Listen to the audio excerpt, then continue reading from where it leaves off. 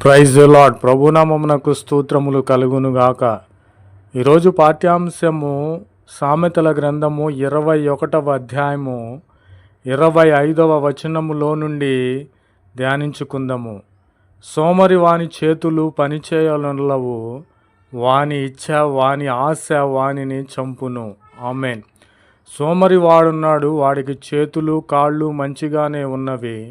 దేవుడు మంచి ఆరోగ్యమునిచ్చి ఉన్నాడు, కానీ వాడు సోమరి కనుక పని చేయకుండా సంపాదించాలని, పని చేయకుండా తినాలని పని చేసే వారిని చూసి ఈ సోమరి వెక్కిరిస్తూ ఉంటాడు. పని చేసి సంపాదించుకునే వానిని చూసి వీడు తన హృదయములో నొచ్చుకుంటాడు. కానీ వీడు ఈ సోమరి ఆశ కలిగి ఉంటాడు, కానీ ఆ ఆశ వానిని చంపేదిగా ఉంటుంది.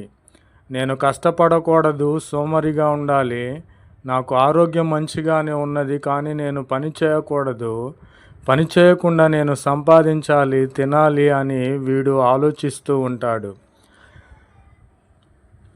ఆరోగ్యము లేకపోయినను, చేతులు లేకపోయినను, జ్ఞానము కలిగిన వాడు, కష్టపడి సంపాదించాలి అనుకున్నవాడు, దేవుని ఎరిగిన వాడు, ఇతని దేవుని జ్ఞానముతో నింపబడి ఉన్నాడు. కాబట్టి ఇతను ఏమనుకుంటాడంటే, నేను కష్టపడి సంపాదించాలి, నా సొమ్మును నేనే తినాలి, ఇతరుల సొమ్మును నేను తినకూడదు అని వీడు ఆలోచిస్తూ ఉంటాడు.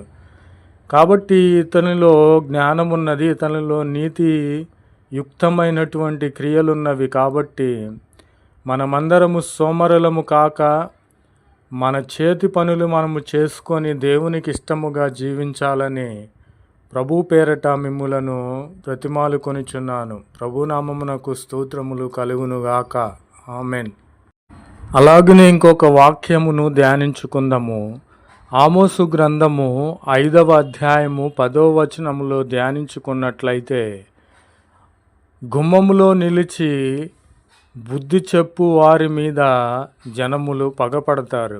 నీవు చేసేది కరెక్ట్ కాదు, ఇది తప్పు పని, నీవు సోమరిగా ఉండకూడదు, పని చేసుకుని బతకాలి అని చెప్పేటువంటి బుద్ధి చెప్పేటువంటి వారి మీద ఈ యొక్క సోమరులు, భక్తిహీనులైనటువంటి వారు పగపడతారు.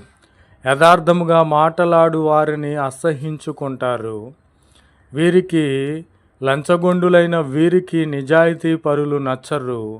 వేశ్యలు ఉన్నారు, అది మొగాయినను ఆడైనను.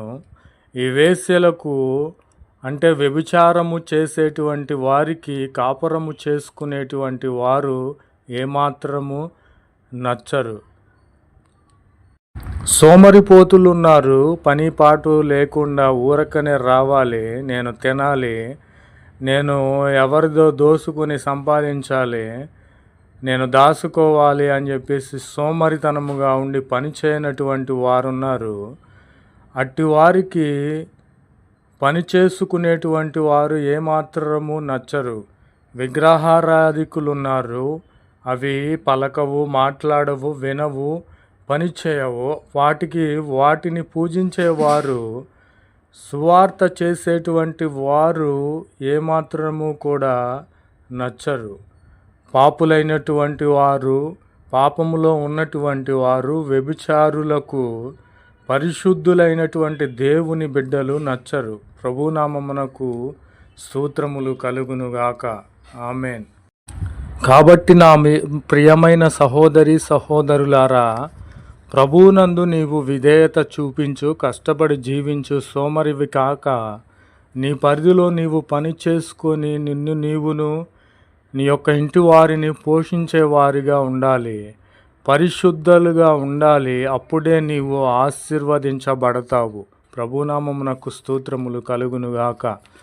కాబట్టి నీ పరిధిలో, నా పరిధిలో మనమందరము కూడా దేవునికి ఇష్టలుగా ఉన్నట్లయితే, దేవునికి విధేయత చూపించినట్లయితే మనము అన్ని విషయంలో ఆశీర్వదించబడతాము, ప్రభువు నామంలో హెచ్చించబడతాము.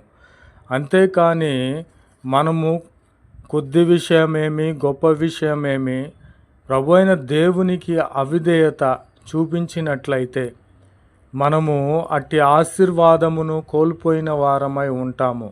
కాబట్టి నా ప్రియమైన సహోదరి సహోదరులారా, మనము బడాలంటే దేవుని యందు విధేయత కలిగి ఉండాలి, పరిశుద్ధత కలిగి ఉండాలి, దేవుని మార్గములో నడుచుకోవాలి.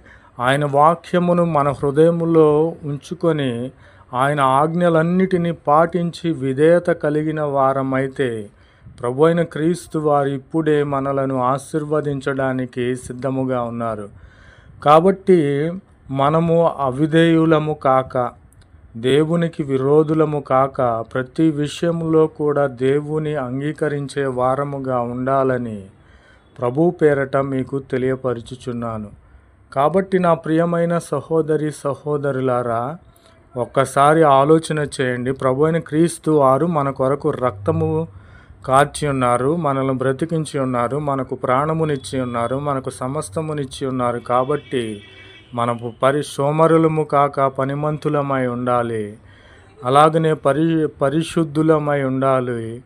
దేవునికి విధేయత చూపిన వారిమై, ఆశీర్వదించబడిన వారమై ఉండాలని ప్రభు పేరట మీకు తెలియపరుచుచున్నాను.